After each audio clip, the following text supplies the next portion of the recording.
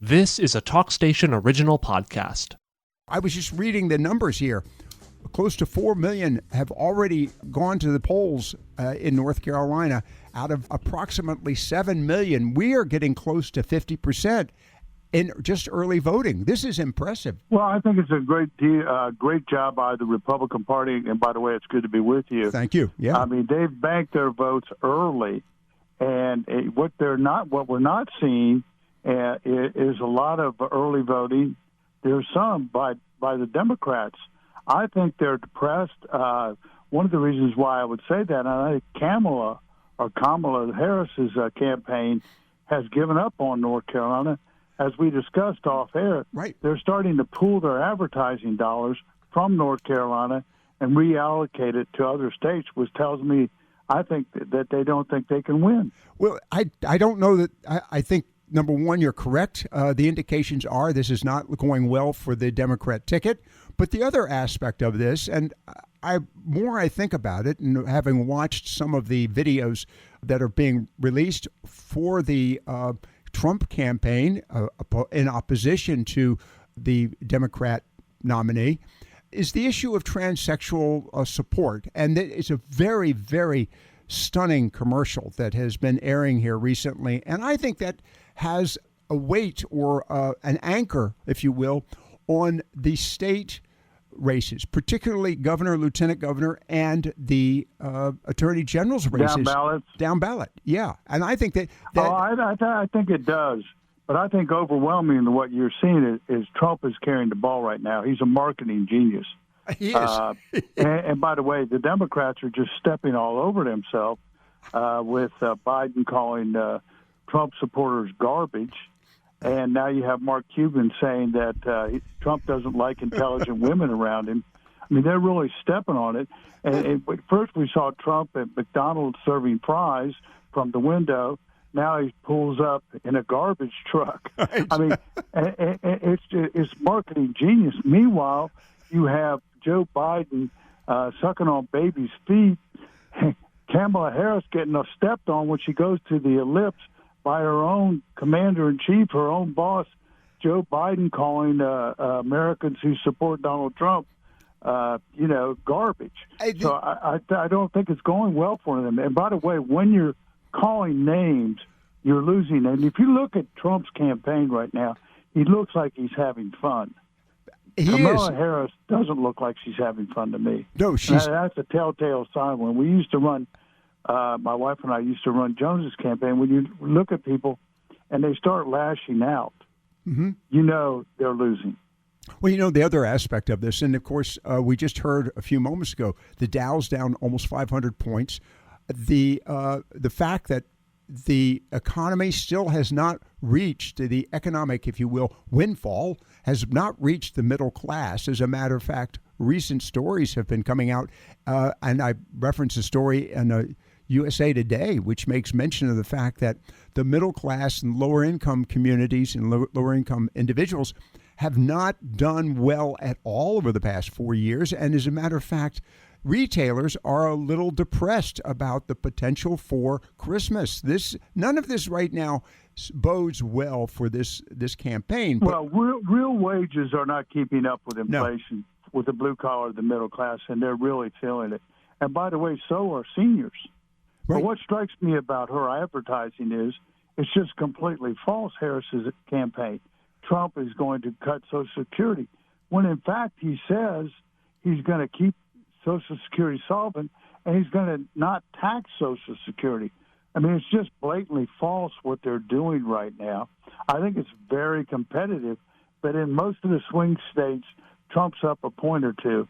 But again, back to North Carolina, I think the Harris campaign has given up on North Carolina, which, I think will help, because if Trump does 4 or 5 points here, I think it helps the down ballot. And by the way, in the race for the control of Congress, Republicans are going to pick up 3 to 4 new seats here in North Carolina. Right. The other question, of course, goes to Congress, and we're going to get to that in a few moments. But I want to go back to the garbage comment here for a moment. The president, of course, had to quickly address that, and even had his press staff come out with a formal statement trying to explain his comment. But at the same time, I'm wondering if possibly the president really, and I'm talking about President Joe Biden, really doesn't care, because I'm wondering if he's not feeling that he was basically shoved out.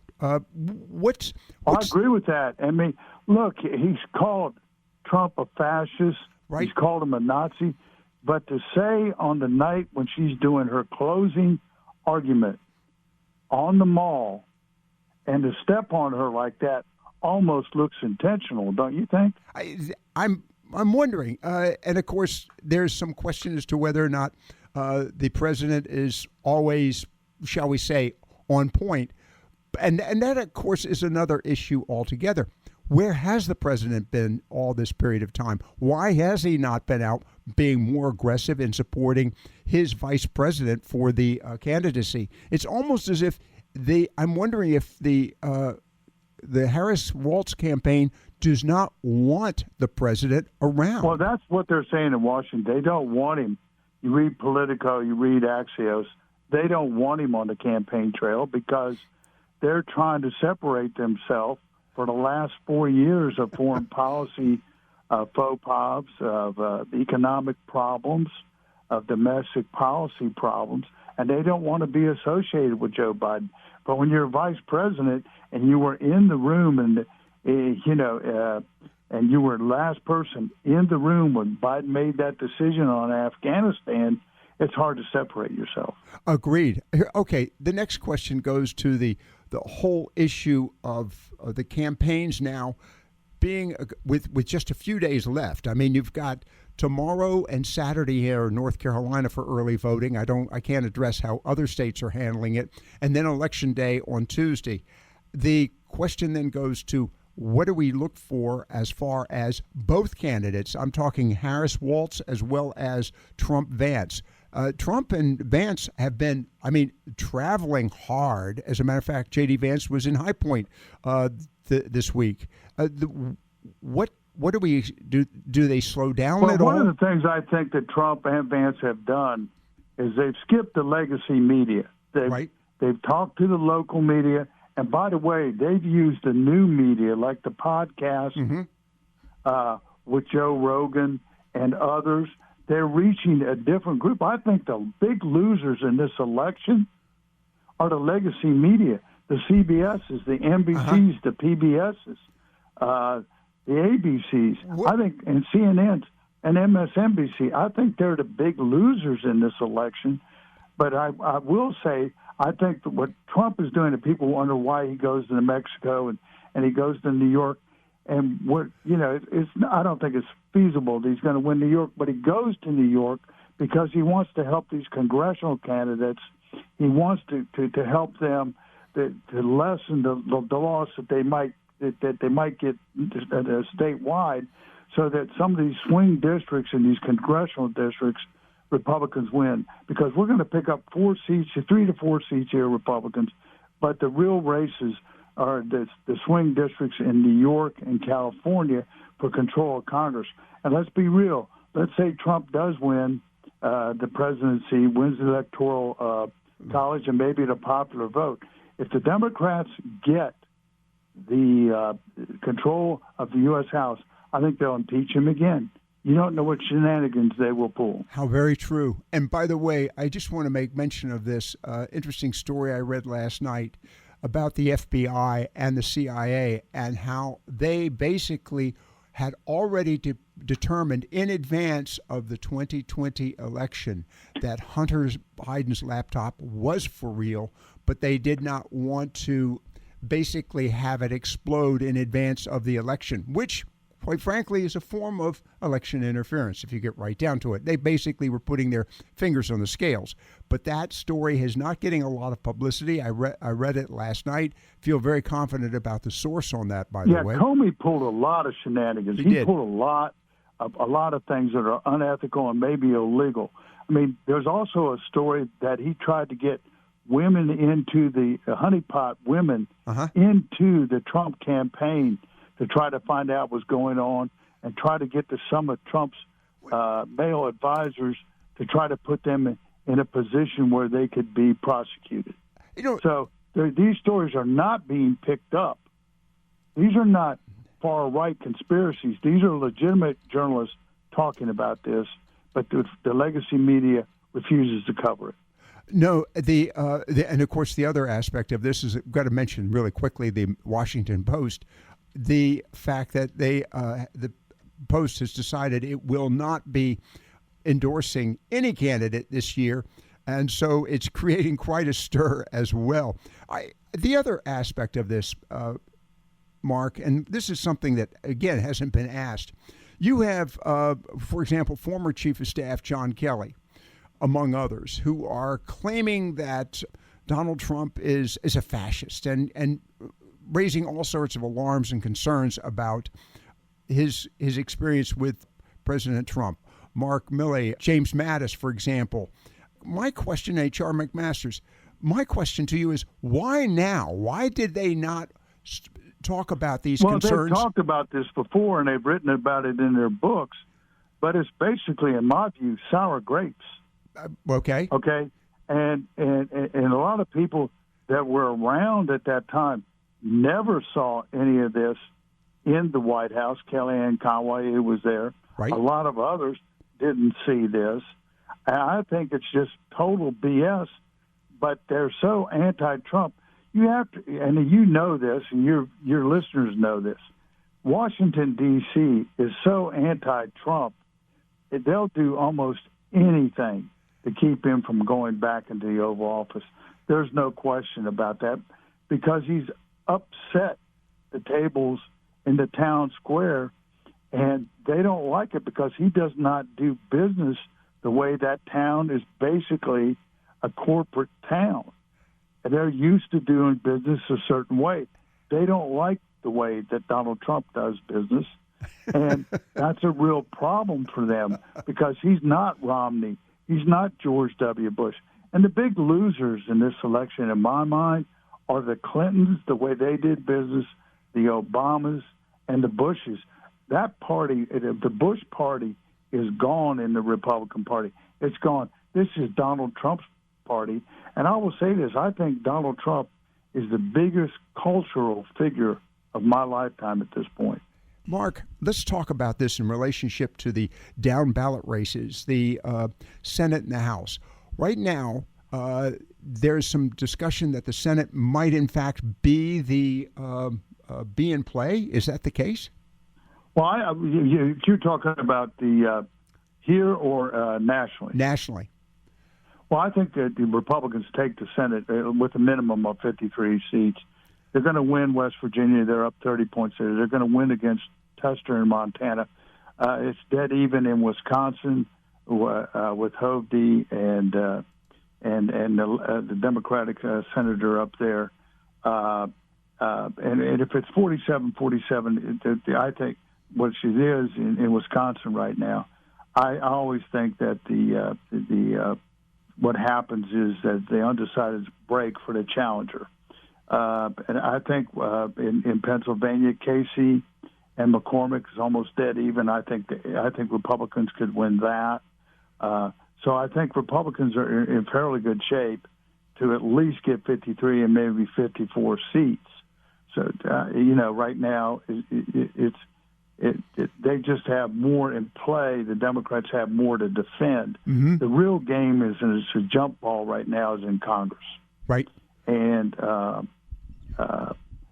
we'll see what happens there. But I think North Carolina is really doing a good job. It's going to bolster some offsets that you might have some losses in other states because, I think we'll pick up 3 to 4 seats here. Right. There is some discussion whether Johnson will be the speaker if they hold the House. There's a movement to get him out. I don't agree with that.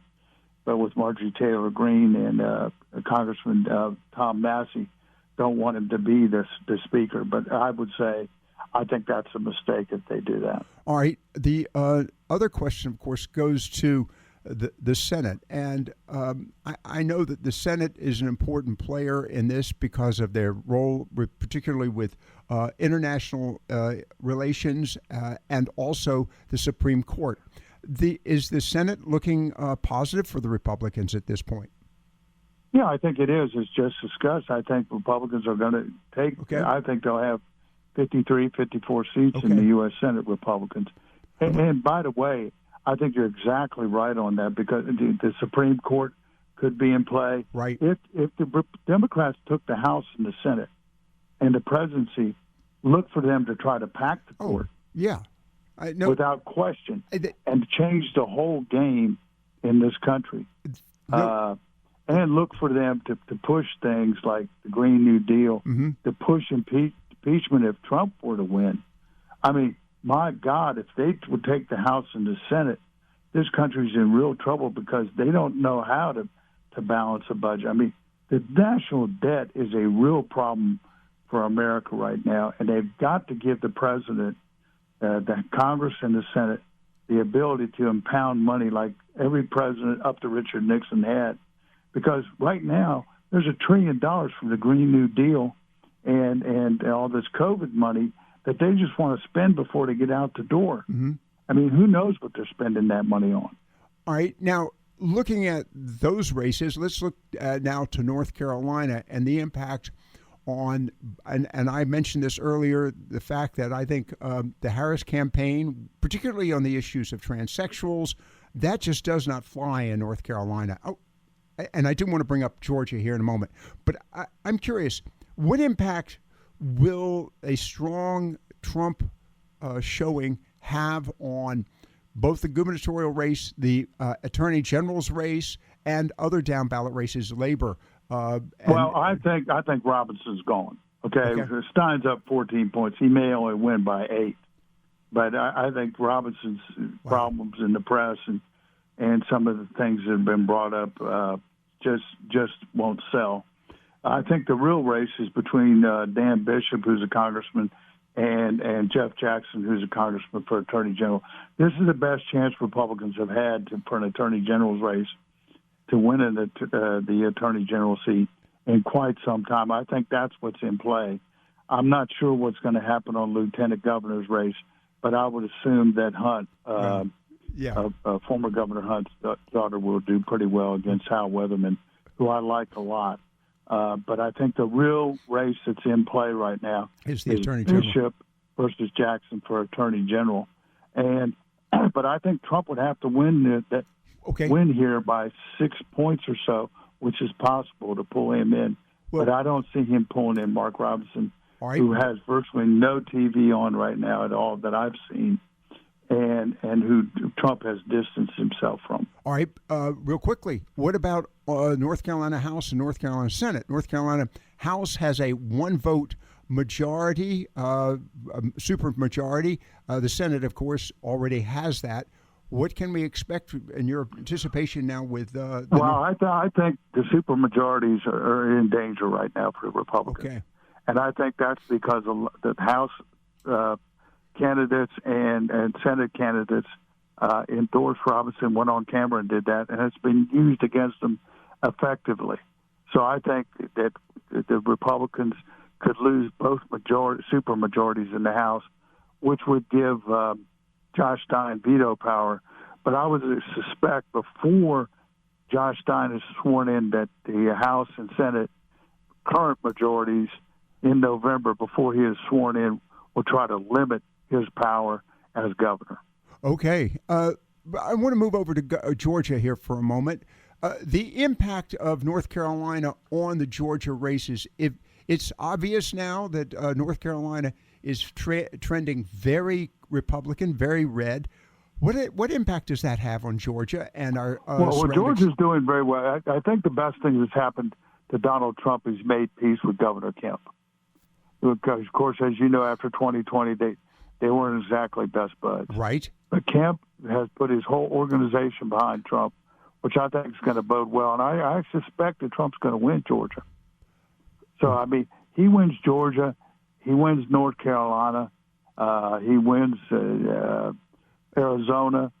He might win Wisconsin or Michigan. He doesn't have to win Pennsylvania to get electoral. But But according to the advantage. Washington Post, I'd much rather be Donald Trump right now than in the Electoral College than I would be Kamala Harris. Well, I was two things. I was talking to somebody earlier today. They likewise agreed with your comment on Georgia, and also about the issue of Arizona, and possibly even Nevada.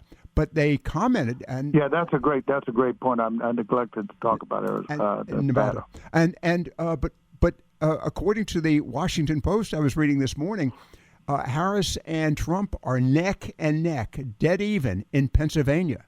We've got about 30 seconds to go. Is that a telling story for the Democrats?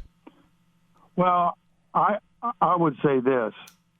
I think Trump's going to get an overvote from the rural counties in Pennsylvania. I think he's going to win Pennsylvania. Boy. I think the Democrats are demoralized. I don't think they're going to come out en masse in these big cities like they did before.